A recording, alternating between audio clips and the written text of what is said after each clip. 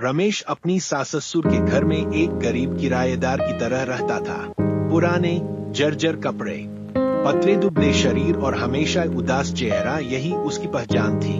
गांव के लोग उसे हमेशा काम करते हुए देखते थे, खेतों में, घरों में, कभी किसी की दुकान पर कोई नहीं जानता था कि रमेश असल में एक करोड़पति है।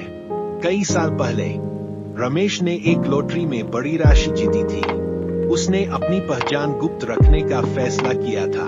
उसे अपनी इस नई जिंदगी में एक अलग ही सुकून मिला था। वो अपनी पुरानी जिंदगी से बिल्कुल अलग था। वो हमेशा से ही साधारण जीवन जीना चाहता था, पैसे की चाहत से दूर। वो अपनी गरीबी को एक तरह का आशीर्वाद मानता था, क्योंकि इसने उसे असली खुशी का एहसास दिलाया था। गांव में एक बड़ा अकाल पड़ा। किसानों की फसलें बर्बाद हो गई थी। हर तरफ गरीबी और भूखमरी छा गई थी। रमेश ने चुपके से गांव के लोगों की मदद करना शुरू कर दिया।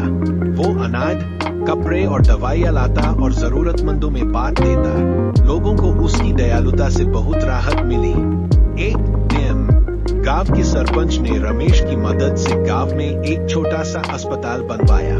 अस्पताल बनने के बाद रमेश ने अपनी पहचान जाहिर नहीं की। उसने चुपके से अस्पताल के लिए पर्याप्त धन दिया। धीरे धीरे गांव की हालत सुधरने लगी। एक दिन गांव के एक बुजुर्ग ने रमेश को उसकी गुप्त पहचान के बारे में जान लिया। उस बुजुर्ग ने रमेश से वादा किया कि वो किसी को कुछ नहीं बताएगा। बुजुर्ग ने कहा, रमेश, तुम्हारे इस गुप्त दान ने हमारे गांव को नई जिंदगी दी है। तुमने हमें सच्ची खुशी दी है।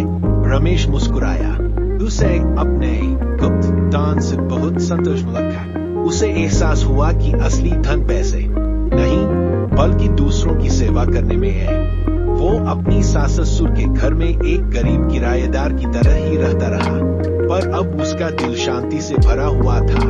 उसने अपनी करोड़ों की दौलत को गुप्त रखते हुए अपनी साधारण जिंदगी में अपने गांव के लिए सच्ची खुशी और संतोष पाया।